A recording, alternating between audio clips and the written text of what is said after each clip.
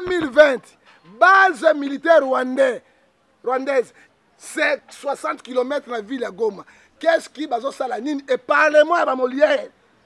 Baibika mbongo, bazo benga mokonde mapinga mboka na confusion totale. Pendant 18 ans de pouvoir, bazala ki wana, Congo ngwa na passe, hein? Ezola ça a été passé na mboka. Papa biso tuna ibango libala wana te. Baibaki badio basalaki. Ça n'a rien à voir avec la population. Aujourd'hui, peuple les a souffrir.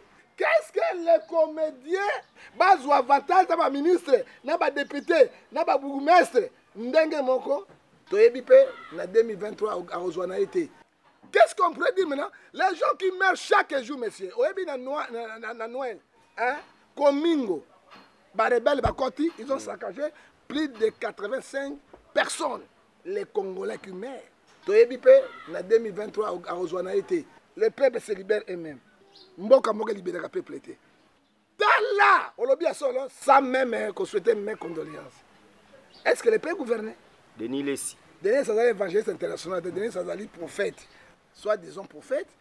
Alobi na Congo, ah, Moussa Nzambe ya Syria, tellement quoi ça li souté. Tangelanga 4 prophètes au Yebi. Ya mboka na biso. O Yebi benage o soka prophétiser. Ata prophétiser sur yo, Denis Lessi o ndima. 4 kaka. 4. Oui, maintenant prophétiser. Sur Yopé, nos aboués. Faut faire le lobby, oui, j'ai confiance, je crois. 4 gars. Ah, c'est difficile. Petit, je me suis sur la caméra. Je ma confiance. Malheureux. Ah, c'est difficile. Moi, je suis avec la population. Malheureux. Ah, c'est difficile. Ah, c'est difficile. Ce qui est au lobby, mon salaire nzambe moko azali ate pourquoi basambela rapona. Tikana loba. Escroquerie na bango. C'est le moto yo ko restituer biloko mabe ezaka nzambe. Yende aza mabe. Nzambe asanza bango. Nana pasteur oyo ba pasteur na mino na hipokita otambola pembeni ya bara zoke elenga musique atelemi. Bo croire bango te. Mutu na ye awe komo pété. Bo croire bango te. Ke mama nzambe so ozana endurance nango te o meme na lifelo. Petit, je me suis sur la caméra. Ngala ko sa bet na ko betonner ma confiance. Ba passer belle babela maboma wa. Oui bien. Aso na forcément bi mon église wana arche de Noé. C'est tout justement c'est pour ngana arche de Noé. Vérité le bagani. Combien de versets bibliques apesa ka batu ba. Le bande boliambo ngaka. Hein? Vérité ne ya. Ya na liya to kutete ba liya na batu na bango, mbiso to liete. Ngana leki ba politicien nyonso oyo na public. Koyeba na lobi le côté, soko yeba na bakisi. Soko yeba na muibi, oyeba na escroquerie. Oyeba. Abonnez-vous gratuitement sur votre chaîne YouTube congodialogue.com. Abonnez-vous gratuitement sur votre chaîne YouTube congodialogue.com. congodialogue.com. www.congomasolo.com. Kitoko. Bobby Ronaldinho, le King is back. Bolandara mingi Congo Dialogue Francine Ngembe mission www.congodialogue. Donc les lots tous a awane sengo ya koyambela bino parce que nous croyons que il y a une dernière émission il y a 2020. C'est un invité permanent bon mais ça na ki ko mona mingi et pas na biso les lots peut aussi silisa année en bonté soki nzamba sa biso grâce to kuta année na 2021 donc une année après kaka. Bon, on a une semaine, un jour, mais déjà, surtout on a une année. Prophète John Ngefambo Tena. Mbotende Kostive, Kolo Apambolayo, une émission menée Oyo. Vous avez aussi dit en 2020, Kolo Pelokumu, et on n'est pas en prophète Tosala, le Sambo, tout le la prière, et ça va bien, et surtout que les émissions sous capé année. Tout bon de l'ensemble, Tata Nalola, Totiki émission Yo, Maboko Nayo.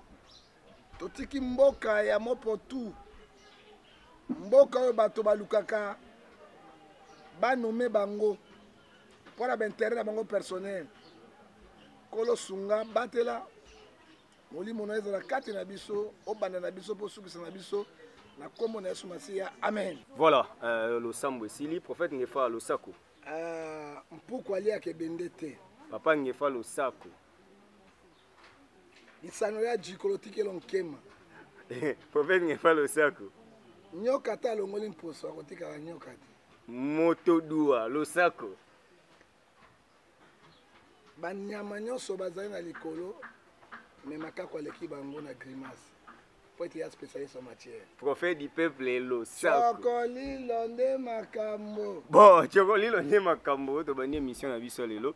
Prophète John Gefa lelo est émission il y a Souka en fait il y a année 2020 au moins qu'il y a imprévu mo rekoma peut-être dans moins 3 jours to tikali nango mais ils en ont réel plaisir to ya magio trop au courant il y a année au mobimba aux acquis permanents surtout remercier na nous pour la disponibilité aux acquis on a pour na peuple à chaque fois bandor lukayo banet toujours pour répondre à besoin de la population. Les loyaux, au sein de la mokuse kaka bilan, il y a politique, il y a mboka o ndenge tamboli na année 2020, mamni yo moni et simbi na mamni oyo s'entenda que simba mais simbité. Mais c'est les journalistes, homme de Dieu n'est pas politicien. Mais homme de Dieu a donné la sentinelle. Je te donne l'exemple comme c'est un de Moutoutou en Afrique du Sud. Ce que moi, je me à l'objet, le Kouta, a comme il y a diable. Ok. Bila au Tuningai, il y a République démocratique Congo 2020 oignons. Il y a un bilan ya Ngotobobo. Pourquoi Ngotobobo est là comme moko et simbité? Pourquoi Ngotobobo tomoni te balia se koufi? Pourquoi Ngotobobo plusieurs discours concrétisation exaté? Pourquoi Ngotobobo ancien batu ya Kabila? Ba collaborateur na ye lokola Moïse Katumbi motokwa Bahati moto lokola Bemba Bemba saki na Kabila 1+4 comme premier vice-président de la République na Ekofi bango bazonge su Tshisekedi yango moni nyoka ata balongoli imposo ata poso ezongenga soka za lokonga kotikala kaka lokonga soka za mombito akotikala kaka mombito. On a biloko Équateur. Équateur comme mbito kaka obino benga cobra. Ata longola kotika kaka miso keli.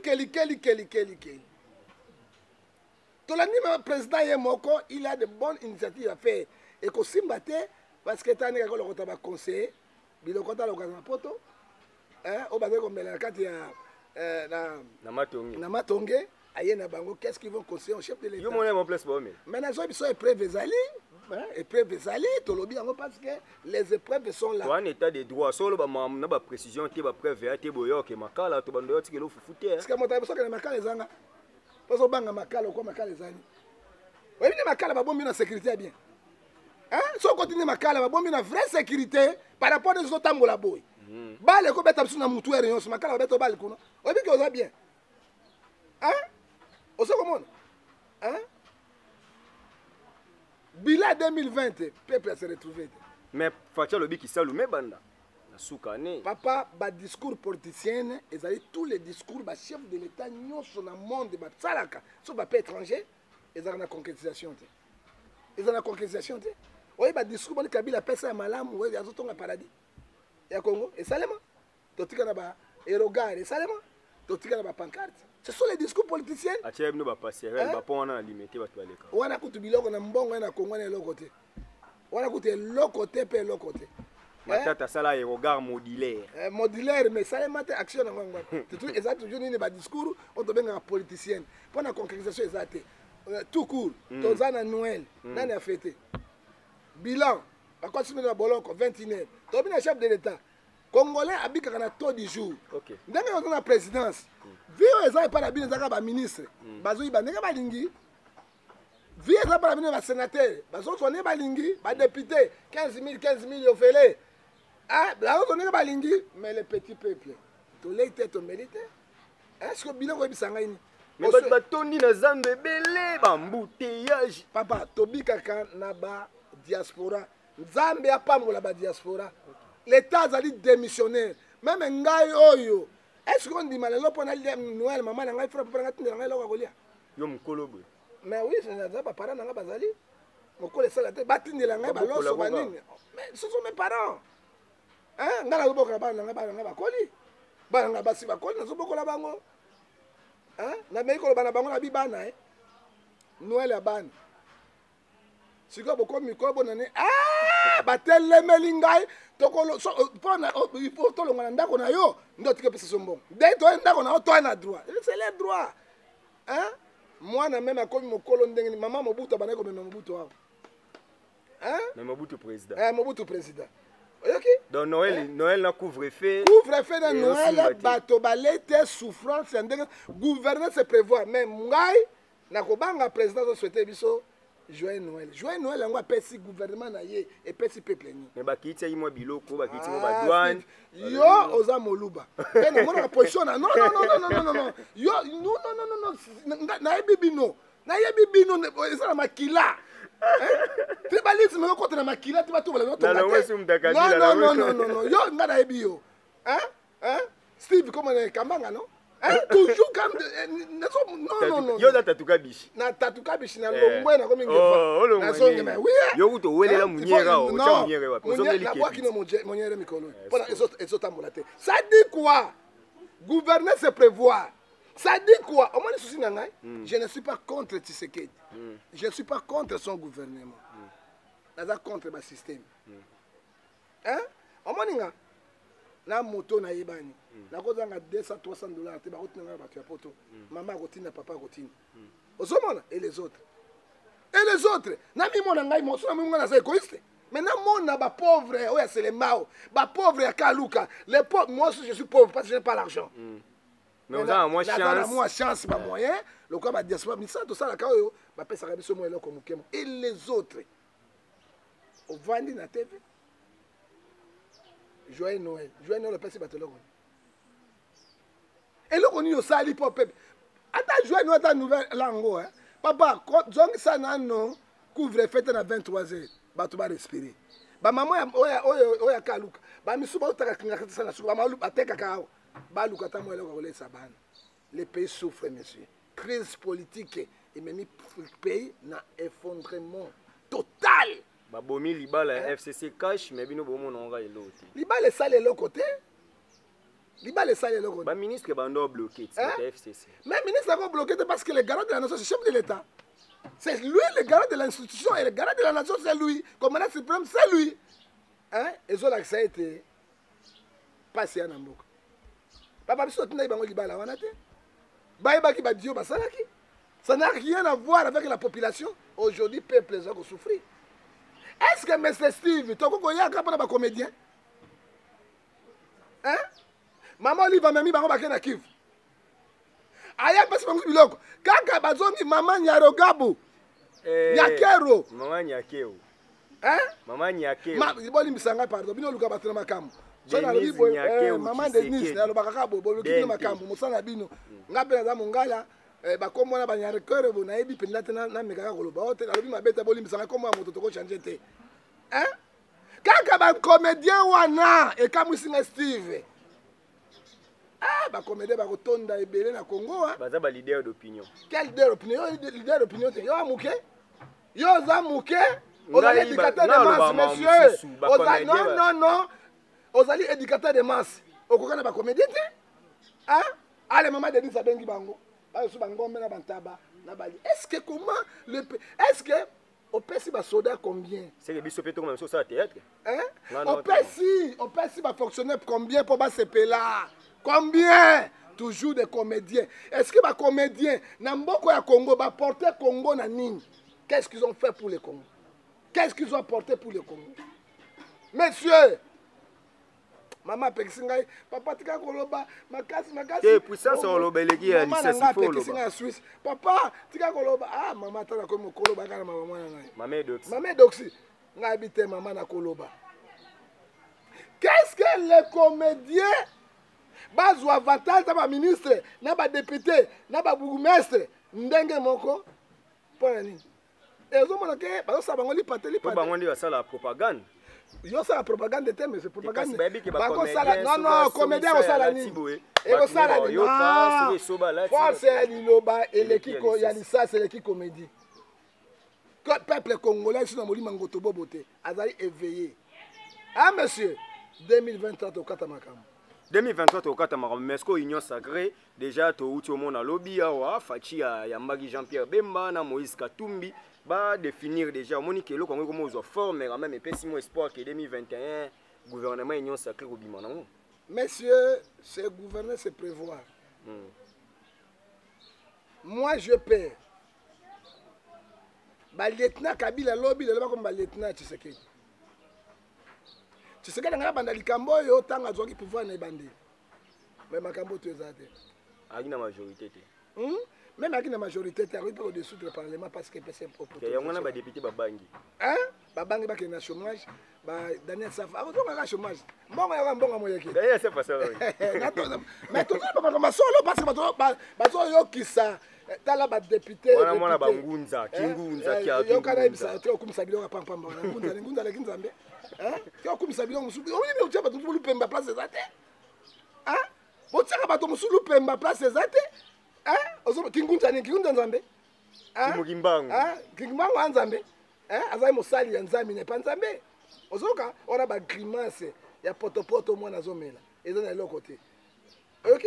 Toyebi bango, toyebi misana ba. 2023 bazo chômage. 2023 bakozonga na chômage, il sera sévèrement sanctionné par la population congolaise parce que omoni mbwa alakisi bizaleli na ye.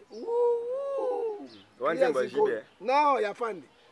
Vocal à Fandi. Moi, c'est Naki Moto. Akatisa Ebale. Ah, Sayo. Moi, c'est Naki Moto Akatisa Ebale. Bakomana. Ah, Bino Batomende Fonsana Bino. Tikanga na Lobati. Palola. Ok, c'est comme moi, à mon moyen Akatisa Ebale. C'est pas Mgando Azali. Mais moto na boîte. À côté de la boîte, ezali c'est mon nene, le quoi c'est ça Congo. Si quoi tant moto azimboa na bolingo.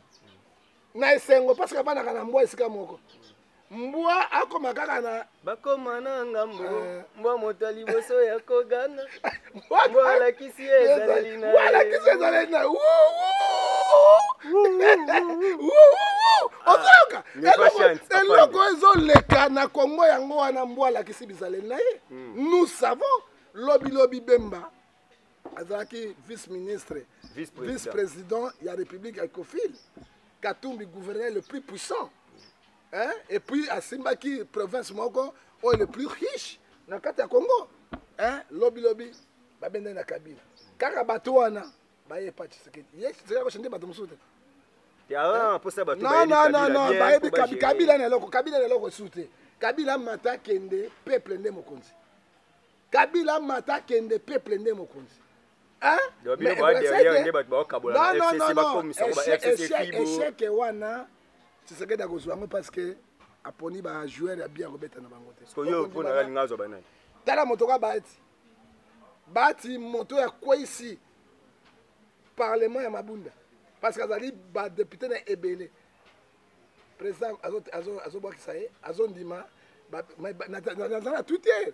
Au porte-parole bati abandi ko sa mécontentement na. Les appels lukuta pour ngape na bazin pembe alobi ke bati alobi ne eloko te.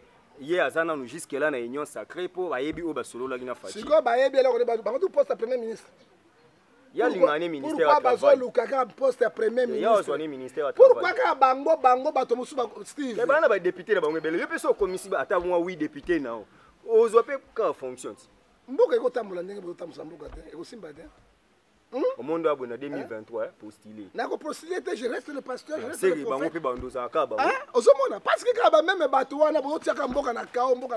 Tango ni Kongo eko sepe.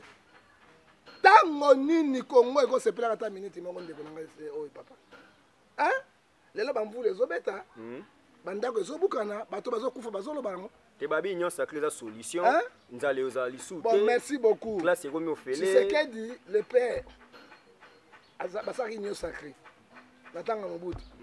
C'est lui le premier ministre. Union sacrée, ça combien de jours? Il est premier ministre Koto, Birin doit être premier ministre Koto. Non, mon poteau. Tant après 9 jours, Simbite, Balongo lié Birin doit bimika premier ministre d'IDPS. Hein? Bah même scénario, et vous savez les mains. Hein? Oyebi Congo Brazzaville.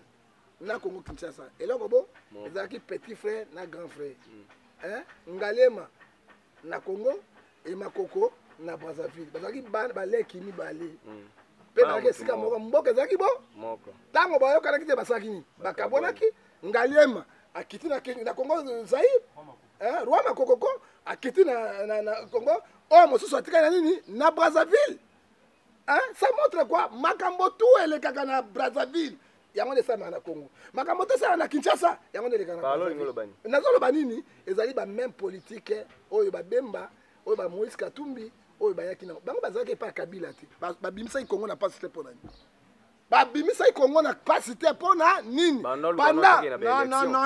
pendant 18 ans de pouvoir bazalaki wana Congo ngai na passe et quand on a passé 2 ans, 3 ans, 2 ans, il y a son autre quoi ça? Est-ce que vous avez élection en 2023? Mais élection en 2023 parce que vous respectez la constitution. Oh, c'est ni non coup tu vas ça bureau exacté. Na lobby ba ko prolonger, on a déjà mis ba fouer constitution, c'est là où guerre de Kobim. Parce que bateau musu bazo mettre mobulu wana. Et puis c'est ça que dit mon lobby en 2023 à organiser l'élection. C'est que dit pas ben faut ba qui recensement ko ça ba 3 ans 4 ans. Et le recensement na mboka yo Congo ezali glissement, ça ne peut pas faire 3 ans. Recensement na mboka 90 millions d'habitants, il faut ça à 10 ans. Il faut ça à 10 ans. Pour dire recensement à 10 ans, pourquoi tant banda qui mandat na yé? Hein? Na une année ça recensement te pour nani? Mambo ça les alino ebelé. Makambo ça la basa ni assez. Loba na komi mutafachi loba. Oza pire penza moto de pesi. To longo. Mais les autres na ngai makambo de pesi. Moi ngaza katala kote. Non loba na autre. Oh loba ni qu'est-ce qui basali nini? Na 3 ans ebisa ngala oni basali. Soit de moto si la raté. Na 3 ans nazo ebisa yo. Na lobi ba bon bala. Ba no nyoso. 5. 5 pas. Bon écoute la siko la renouvelance j'ai dit 5. Et si là hein? Bon, na 2020 caméra za libre. Au moins caméra na yena mwasi na mine ba pesa à Noël. À bonne santé, asimi mwasi na mokato. Hein? Bazo imbelaka. Mo konde mapinga. Caméra za mo konde mapinga mo konde. Moi j'ai suivi na landi na tala. Bon très bien musu bosala kawana. Hein? Mo konde mapinga. Prison moi terrain mo yo dokenda no makala. Il n'est pas en prison na ndako ne luxueuse na ville ya Kinshasa awa. Na ville nde oyo caméra na prison te monsieur loba pese biloko non caméra n'est pas en prison na yebite ba kosi caméra kay Afrique du Sud caméra bika kala caméra maladie te hein na moni caméra na mwasi na midi ba pesa ngo joyeux Noël yo kino sani hein na tala ki ngona bilili na ko sala te et c'est grave ya kiti moi mona moka mais moi mota malade ko mema mwana wana ubi akobamba na akoyi na hein moi mwana kilo wana hein yo pese o mera bakisi o mona akotoko ya wana hein bazo benga mokonde mapinga mboka na confusion totale lelo yo lobi 2020 Kamere il a volé 57 millions de dollars sans des preuves français la bien zo bomamboka tokei 393 millions de dollars portés disparus et qui wapi par les maisons lobaté et le comoroté. Mais c'est zéro quand il y a Vanda Kimiandeko. Kamere, besoin d'infraction. Jusqu'alors, il est toujours directeur du cabinet du chef de l'État. Il touche un salaire complet. Au moins, on a mboka nini. Oyo mbongo na passe. Kamere talibu munene vimbi. Talambanga munene santé, bonne vie. Mais mon a détruit, a détourné l'argent public de l'État. Na droit principe moi la présomption d'innocence. Le roi non va condamner définitivement te ko lo ba. Yo habite caméra tala Serge petit. Je mo susu ko ba caméra to. On ça baiser. Ngala ko ça bête na ko bétonner ma confiance. Ko ça biloko ndenge te. Moi je souffre avec la population. Yebi ngai. Nga jidoka. Na ko buka jidoka nani. Jidoka na pas nanga. Non ba mbona c'est. Un prophète. Qui n'est pas Kamere, qui n'est pas Kabila. Kabila bête à Yopenda. Qui n'est pas Kabila, Kabila bête à Kabila. Yobanga Kabila. Kabila pas mon conseil, mon conseil. Eh, voilà boxer. Yobanga. Abeta ne bazaka, abeta ne moto. Yobanga Kabila. Tokei monsieur.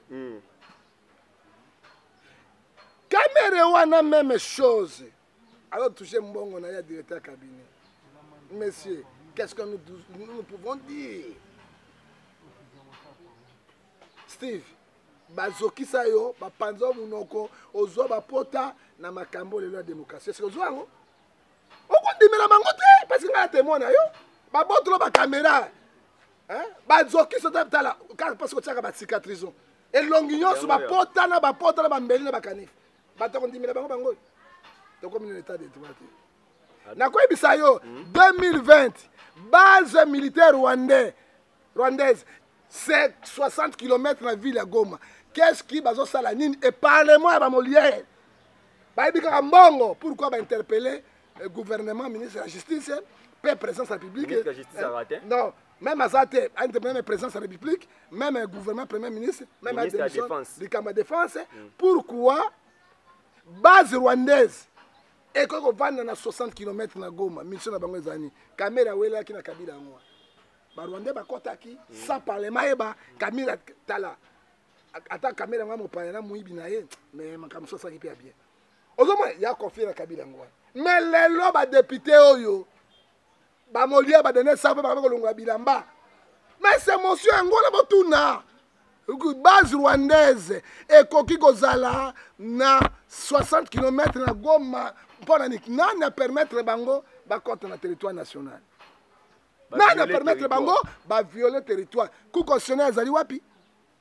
Là ba coup constitutionnel Afrique ezala pona monter dans le pouvoir. Ezala kate. Alors ce qu'on a article 220 de constitution, coup constitutionnel ezali indépendant. On a quand même article 151 constitution, même président. Mais le premier ministre, ministre de la Justice et de la Défense, Bazali, aucune injonction sur le pouvoir judiciaire. Qu'est-ce qu'on pourrait dire maintenant, monsieur? Qu'est-ce qu'on pourrait dire maintenant? Les gens qui meurent chaque jour, monsieur, au début de Noël, Komingo, Barebel, Bakoti, ils ont saccagé plus de 85 personnes, les Congolais qui meurent. Tout le monde qui est aux États-Unis noirs, attends message de condoléances à la BRV. Nous sommes abandonnés de notre propre sang. Hein, papa? Donc, Mboka ezanga papa na maman. Mboka ezanga papa na maman. La population est kanda bakangi to 5. Bakati bango bilamba, pour mona ki fumangani bango tout libanda na ba réseaux sociaux. Bango ya biso bango. Siko bazo condamner ndé armée au peuple ko sala ngote. Mais oyo ba bomi bato. Le peuple se libère eux-mêmes. Mboka mboka libérer le peuple était. Hein? Là, on l'a bien solo, sans même qu'on souhaitait mes condoléances. Est-ce que le pays gouverné?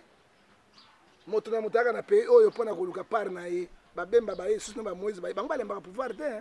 Donc, monsieur, je ne peux pas le faire. Ngaso na tchei na kozwa parce que na kotika la bongo na ko changer te. Alors que zo ya ngai 2 jours ba ko bomanga parce que ngai na présence assemblée, to ya présence sénat ko benda bika. Soka lobi na bino yoza makila bangala yo so komi soka simbi nga na ko simba ye tala degré na ko simba ye parce que na ko bundela peuple degré na ko bundela peuple diplomatie il faut ezalaka diplomatie ezalaka te parce que tant que peuple ezo kwena ezo kita ezo kufa il faut boter ma pour za makasi oza cousin ya Gabi Gabi na Mokia na Mokia zo mboka moko mais na za na yende moko te po bino mboli non il faut dire la vérité so muta beti po beti na pa na ko tika yote na ko tika yote o tchanga mo sabu na ko tia yo on est vraiment dojo mais dojo pe ko mona pe makambo parce qu'on va défendre la République démocratique tant qu'on a zo mona biloko ndengo dans ce pays ça montre quoi le pays n'est pas gouverné.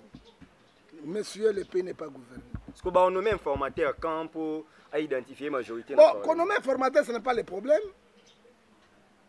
Avant qu'on nomme informateur, il faut que le gouvernement soit démissionnaire. Il y a le Kamba démissionnaire. Est-ce que jusqu'à alors, ce qu'il y a démissionnaire, de la RTC? Aboyi. Aboyi. Donc il y a piège. C'est qu'un piège, tu sais qu'elle dit à Colombo par force. Pas qu'on nomme informateur par force. Et là, automatiquement, il a violé la constitution et c'est que FCC Zozilango. Il y a une session extraordinaire pour la session, on a peut-être que ça est une motion tout au long de la Premier ministre. Monsieur Baloba, Bangelanke, Manke, Mangeletaf. Chasser la Kena Zamb. Et comme il n'a pas. Pourtant, on n'a pas de à Misopo. Il n'a pas de mungu. C'est que chasser la ça taille sur une bête, Makako. Dans la bête, Makako, Makako peut préparer.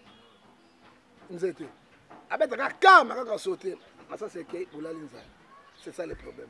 Et là, on va négocier ça. Et Québec, on va négocier kaka na Yalukamba a démissionné la voie normale, légale au Conseil de paix.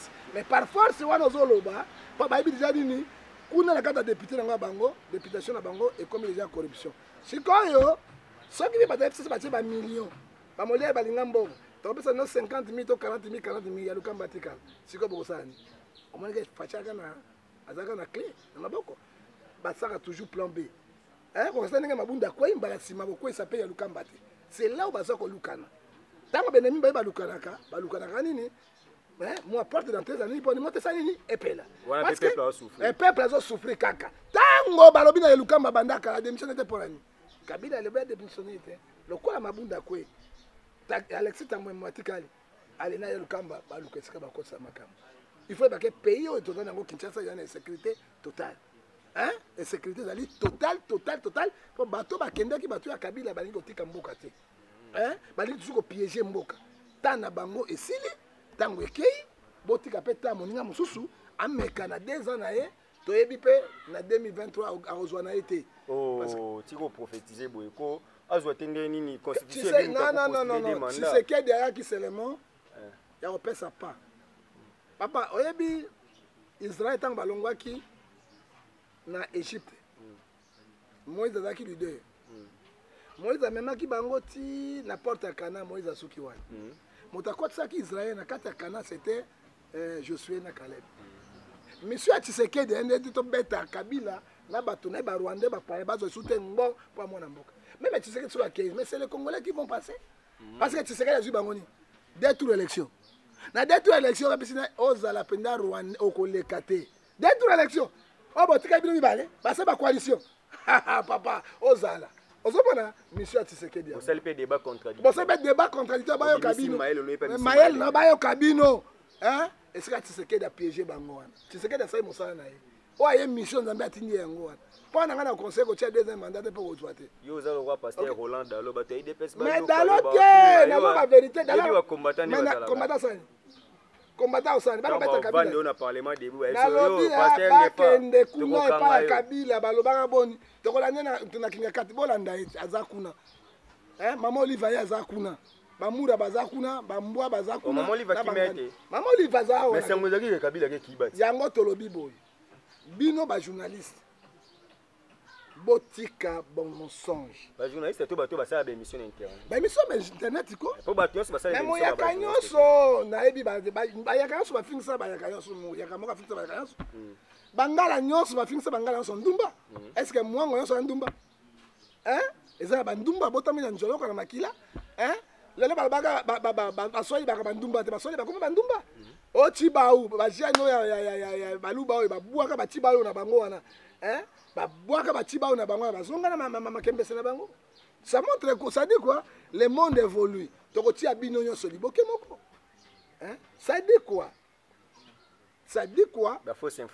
ba fausse information na landi journaliste moko to chroniqueur to konifati po bakonifati mpe bazali bakonikere bazali na bachoko batatiana osango motetela oyo aliaka loso pena na journaliste ya solo ba Steve Kambanga tala yo nga bakumisa tazo beta mata nga bakumisa ngake oto benga nga alongwa yo alinga bakumisa nati ba Steve oyo Steve licencié mo bimbozo mona na musala de journaliste asabe droit constitutionnel ozomona te bazali na baelema na ba journaliste bazali bakonifuati ngai nalandi awa Kabila kimi akei kiba mosusu yawa nazoyebisa bino Kabila aza na Kore epaka ndekone wana oyo ya Yong Pyong oyo apesi ye bamisila okwesa bavio yango ye wana bolukaka esila kala yazaka na bolukaka azo confirmé awa ça dit quoi internet côté na lokuta mais Kabila bomona ki na kolosité bomona ki Kabila na Lubumbashi plein kaki bomona ki yango te to yiba to bayambi Kabila to bato bakufa to ba to yebi yango te ke bata pepe bomona yango te bomona ki base militaire Kabila avec ba ceux qui pena gouvernement ezali en pouvoir ancien président batika na 5 policiers ba kengelaye on peut se moto 250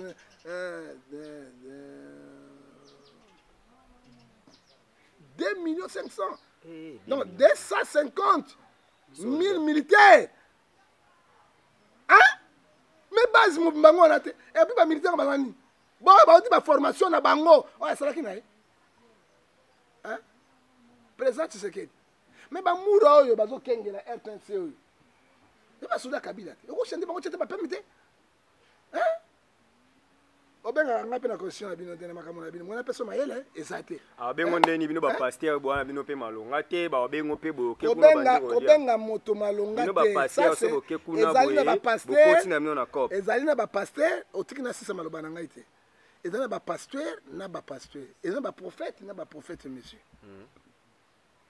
kotia biso tuna lisanga moko te yo kasi babenga ngai ba corruption te toi tu crois ça oyitina na boya est-ce que na mboko pasteur sérieux azala hein ozozwa ngai mo ebele na sisanga mutuna ya liboso pe na kota parce que bo tuzo mburier peuple na sikoyo vanda kimia na ko répondre yo eloko moko ya mibale oh mama Olive alandi Kabila na kiba kaka bino ba konifati na sisa kite et puis boso assurer peuple ba konifati na ba konifo fumangani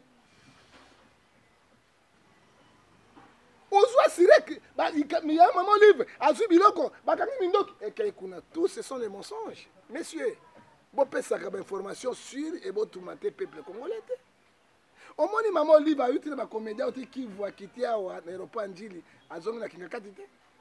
Ça dit quoi les mensonges? Mboke tambo na lokuta te monsieur. Ce qui mboko ezo tambo na lokuta Steve yo pesa ka biloko ya solo biloko ya vérité pe bato balandaka. Tout est un mensonge. Ça dit quoi? Nyoso poto na poto. Bato pe poto lokuta. Parce que comme la binoa, non, le monde est organisé. Au moins le téléphone, on a des informations sur la porte, c'est la même chose. Le monde est organisé. Hein? Technologie, réforme la technologie. Et ça, il y a un monde. Et ça, il y a l'équipe sur l'information. Parce que giga a besoin de $5, comme si c'est 1 000 francs, 1500, on t'a 1500, ça dit quoi? Tout le bagage solo. Kabila azali na République démocratique du Congo, azali ko na Lumumbashi na Kolezi, pe apromata osala tournée à 26 provinces, on a dit Kabila ko meka chama ko mbandaka te. Sala nyonso me mbandaka ko makuna te parce que sans chantier na yo mbandaka bénéfice lo ko mote. Pardon Kabila mboka na yo, tamba lokolo lingi, hein, me ko chama ko mbandaka te. Tribalisme. Tribalisme te masala mbandaka ni. Asala na mbandaka nini? Hein? Hein? Na bandundu pesa na bandundu nini? Asabi na bandundu la côté, asabi na bandaka la côté. Hein? Alongo na bandundu, alongo pe na Équateur. Ya mi ça pour na kosukisa, monsieur Serge Steve Kambanga. Mon site internet le côté belé. Il faut dire la vérité. Nous avons des opinions nationales et internationales. Maman Olive Akimite, Maman Olive azali bel et bien la République qui a scellé capitale Kingakati. Okay. Kabila Akimite azali mobimba awa parce qu'il n'est pas poursuivi par la justice nationale ou internationale. Azali mabele ya mboka na biso Akimi azali te. Voilà. Alors na motuna Steve alobi, est-ce que na Congo ba vrai pasteur bazali? Je dis bien oui, bazali. Na pas sont 4 pasteurs oyo bazali na kati ya ville ya pena ba prophète. Na ba pasteur lokola papa Kelani Pata. C'est le père de l'église de réveil. OK. Papa Kelani wa. Pourquoi? Bon, tout babini ba koti na pelengenu na poloso na magie na lokuta. Quand on parle de Papa Kelani Pata, on parle de Adina Bala, on parle de Vernon. Les bango 3 m'appellent l'église de réveil. Ni balé ba koufi c'est l'eau qui reste. On parle plus de lui. Tolongwa na descente na bango, c'est Papa Barouti oyatikali pasteur exemplaire. Barouti Kasongo. Kasongo na kati ya vie ya République démocratique du Congo pe na kati Afrique. Quand on parle de Barouti, tout le monde a une image, il y a un vrai pasteur. Si tout le monde a Barouti, par exemple, Sita Luemba. Ah ouais. Papa quoi, Sita Luemba, ce sont aussi les bons pasteurs et les bons aussi prophètes. Quand on a Sita Luemba, tu as le révérend, on a l'église protestante. Beaucoup de c'est un bon pasteur protestant. On a bien depuis le salam, bandakati, combien c'est un bon. Mais Koloba était, ceux qui sont en Afrique, donc moi, on a le col en Angola, apporte Elias Pedro, alors on père l'église de Réveil, Angola, un bon prophète, un bon pasteur. Donc il y a Brazzaville, donc on a le col apporte Kevin, on a ya Wenze, ce sont des bons. C'est bon, autant il va comme belé, mais Bayamba qui paie, Moussali Nzambe, Moro Mikolo Lekiawa. Comment on évangéliste international, Denis Lessi. Denis Sazali évangéliste international, Denis Sazali prophète, soit disons prophète. Alobi na Congo awa mosala nzambe ya Syria tamoko azali soute. Donc bino nyonso nde boa na société. Monsieur, sorry de na vérité. La vérité. Père de mensonge, c'est le diable. Jean 8, 44. Quand quelqu'un parle de mensonge, la Bible me permet. C'est notre compte de condamner les actes. Je prends Ephésiens 5, verset 11. Condamner tous les œuvres faites de démons. Ceux qui ont lobby, pourquoi les gens sont contre l'église? Pourquoi les gens sont d'accord? Qu'est-ce que dit la Bible, Matthieu 23, verset 3? Faites donc observer tout ce que vous disent. N'agissez pas selon les œuvres, car ils parlent, ils ne réalisent pas. Hein? La Bible me dit, après ce 3, verset 15, Zambia Sanza Bango. Koutia potopoto mo pour toute l'église Yanzambete.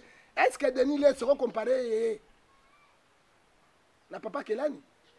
Denis les seront comparés na papa Barouti. Faut dire la vérité. Hein?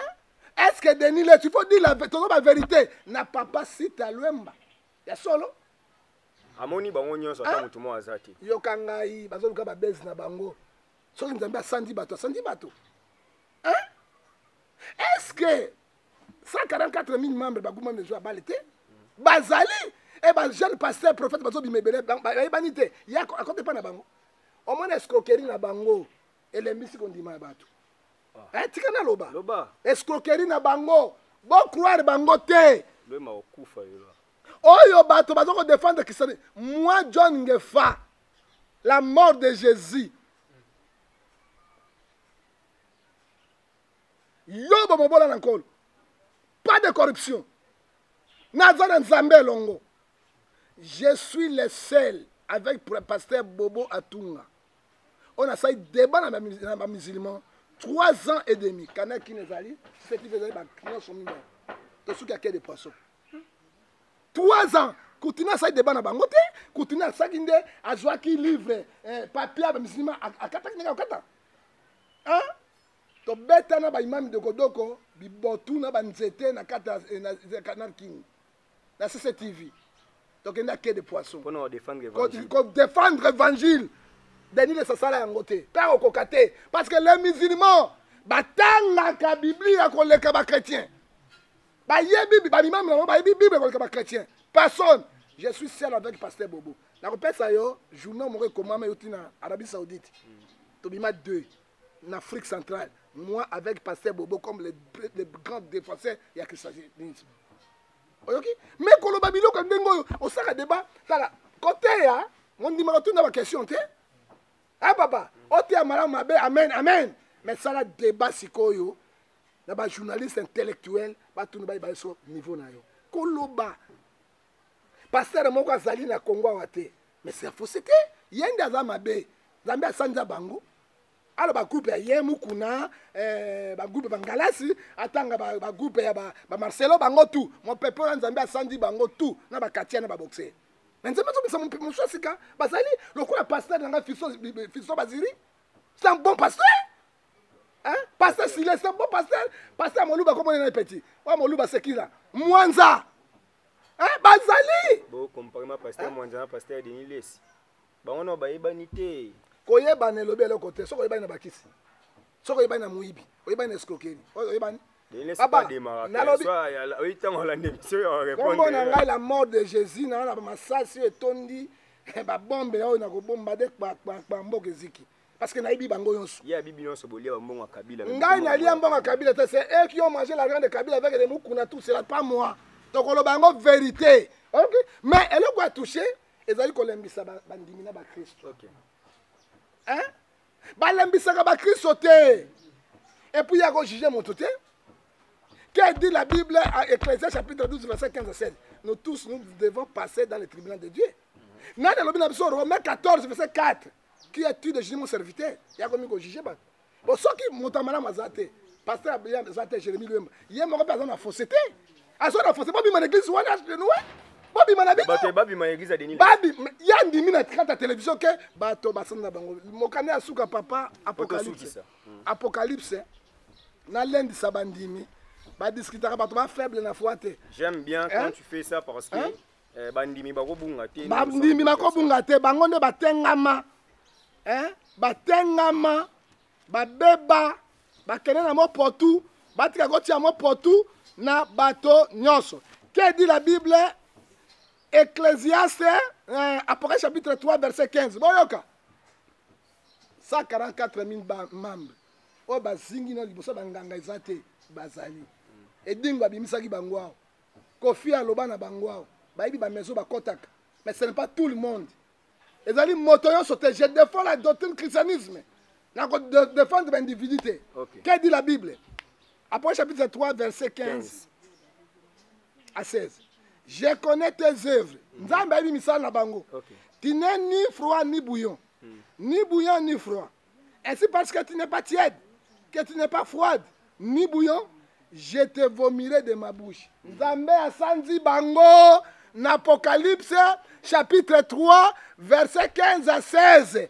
Nzambe asili ko sanza bango, lokola Nzambe asandi bango, apesi bango mayele epai ya Satana, yango bayei pona ba bouleverser peuple ya Nzambe et Nzambe akoki kondima makambo wana ata mokolo moko te.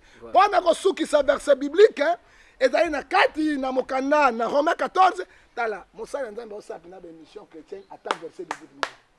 Siko mosala Nzambe bobinga ngoni? Ya lo ba ne vérité.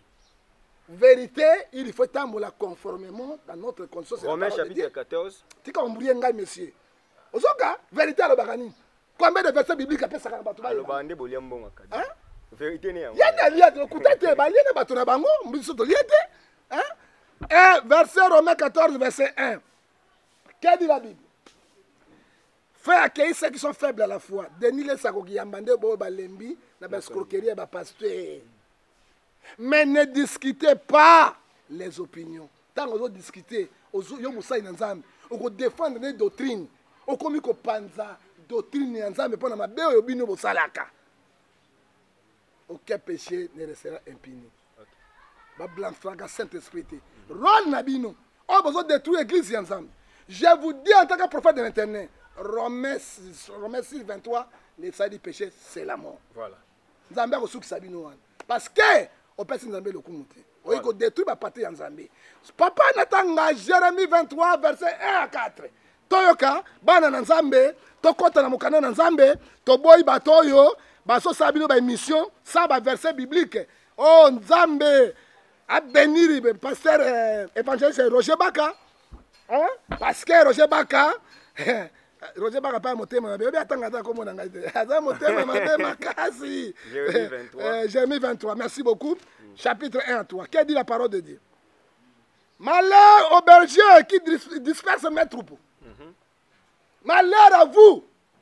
J'adresse aux faux pasteurs, aux faux prophètes, aux faux apôtres qui dispersent les troupeaux de l'internet.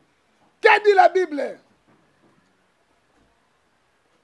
C'est pourquoi ainsi par l'internet, tous ces bergers qui ne pèsent pas mon peuple. Vous qui dites ça? Atayiki kezali rôle ya mosali na Nzambe kiti sa batomitema mais ozoki sa bangote à cause na moyibi escroquerie makembe sen jobi na bino to yebi na bizaleli na bino. Et que dit la Bible? Sur mon peuple, vous avez dispersé mon peuple, vous avez les chassés. Oh, bimisi bango na l'église pour la cause de makambo na bino. Vous m'avez pas pris en soin. Voici, je châtirai à cause de vos méchancetés, de vos actions, dit l'Éternel. C'est là où je termine. Voilà conclusion. Nakobeta bino. Moto nyonso ba faux pasteur. Ba faux prophète. O besoin de la télévision. Pendant qu'on l'embissa ba pater na Nzambe bazoki. Ainsi dit l'Éternel, Dieu va vous frapper. Voilà. Et frapper en Nzambe c'est Romains 6 23. Le salut péché, c'est la mort. Merci. C'est là où je termine. Merci, c'était le prophète John Gefa. Nous sommes arrivés à la fin de cette émission. En tout cas, comprendre, c'est un invité que j'aime bien, même dans l'ambiance, même quand on s'échange le roi Toyo Kanatewana, ils ont un souci à Congo. Souci à Congo. Donc il est là. il est vraiment la prêt à obéir à notre union sur à mon qui a dérangé le peuple, pas déranger le peuple congolais. Voilà, il faut bien comprendre l'ambiance na biso ya plateau oyo et ça juste pour to bimisa o azana ngona kati. Prophète ngefa to mina suka ya émission na bigo aussi si on mana kanda pour moni ba déranger évangile moi. Teto suki ça. Bamba tala. On a seigneur maîtrise. On moni biloko wana. Frère ngai na Nzambe. Hein? Tala. Nazali na cardiaque munene moteme poli. Maîtrisez-vous. Il fallait passer en opération en Afrique d'ici, parce que 27 000 €. On va changer la pierre. La personne nos témoignages. Maman, papa, la famille a dit non, yo comme moi cité, ma soeur coupe avant ça ni. Thomas il discuter, il y a en Suisse. Suisse a benga qui parce que la assurance médicale c'est 15 000 € na ba siège mususu. Quand on commençait, il y a ba démarche, ngai situation zo beba nazo kufa nazo lamuka. Nzamba bisanga émission. Soki nazo ganga boye. Nyama so bali akate bali akamo seleketa te. Neka ko simba ngai omona. Na mission ensemble. Merci. Na kufi na lamuki mais Nzambe bisinga bina kobikisa. Mais zwa liloba na ko tshona bungu. Défendre église ya Nzambe pe pater Nzambe. Pasteur nyoso na légalité na zalaka na ye. Maman, visa bimé bimakate. Na lala na ndako. Na semmo na zo kufa batibike badra. Na moni na 3e bate bato misato baye. Eza témoignage na ngai tika eleka. Bayi ko perenga. Balongoli kero wana, bache kero asika. Batongi. Babibika. Na lamuki, maman na biki, na mais moto azaki médecin na ngai na ngaliema c'est docteur Limboli. Un grand professeur. Na yei na telemi na kei ti lelo. Yango mo ete Nzambe pisanga mission ya ko défendre loko. Pe koyeba mokana na Nzambe na kati na moto na ngai. O nyonso oningo ke na pana ko pensa bana na Nzambe na ko zwa yo. E ko sala ngai loko te na puissance na leki yo na kufa na lamuka. Hein? Na kufa na lamuka. Moto ya kufa na lamuka makamanga na tala bino boyebi yango. Yo ko ya biloko bino ya mibi ya lokuta ya papa bozo sikoka bana na Nzambe. Et puis na l'église na bato batondi pamba te parce que bazona ba magie. Bana bakisi. Bakanga bandimi. La carte ba koke na bango. Bar Jésus c'est plein c'est la bar Jésus. Mais to comme na tango ya vérité. Et kotika la vérité parce que le Nzambe to ko soutenir yango. Merci. Yango mo soko ina biloko papa na kata plateau boy. Yo zo ba biloko nengwana to pasteur. Na ko bamba de Bible na longi. Na funga na bambi yo pena na longi. Parce que na la kisoke on ne blague pas avec Dieu. Ouais bin Nzambe azanani. Nzambe azali soko ya koba. Batiaka mosapi na lisoko ya koba te otie mosapi na lisoko ya koba eko katana. Nzambe ko kata o selongi na se. Nzambe ko kata yo. Pena suki wana. C'est bon. Na moni azan kanda mingi opesa mbote te mais pesa ba numéro. Na mbote comment monsieur bato. Non, moto azo ko détruire bana na Nzambe. OK. C'est bon. Alors pesa mbote te na suki wana. Tokomi na suka ya émission pour comprendre que prophète ngefa sécurité parce que Bible est menacée, Moussala Nzambe est menacé, Nabato pe bazo mibenga basala Nzambe. En tout cas, nous sommes obligés d'arrêter cette émission parce que les prophètes azan akanda parce que place où il y a biké la place où il y a mon miracle c'est profond maman. C'est pas politicien. C'est pas président. Dalo a dit la vérité bon dimai Dalo. C'est bon prophète. Donc vous comprendre que aza mutu a mon miracle Nzambe sera moni bo saka Nzambe bo a resepelate. To komi na suka émission merci na binonyo so o bolandaki émission o bo comprendre que cette émission est na haute tension parce que on a voulu toujours donner des grandes vérités et pour na repérer cette vérité on a obligé peut-être à s'exposer ndenga komi bo. C'est votre prophète, vous l'appelez, na numéro naie ou vous nous contactez, vous l'andapé monsieur bolanda on peut na chaîne naie moko ba numéro ezawana. Pour comprendre que le prophète John Ngefa est ouvert à tout le monde pour la prière na bino, pour la consultation, il y a Mambo Nzambe, il est là toujours avec vous. Voilà, pour soutenir l'église naie parce que kuna ki ekweyaka na mvula, pour soutenir yango ko za mala mingi. Voilà, merci na bandeko tout bolandinga ngana bino to kutani mbala ya sima kane to loba peuple congolais mi bundela.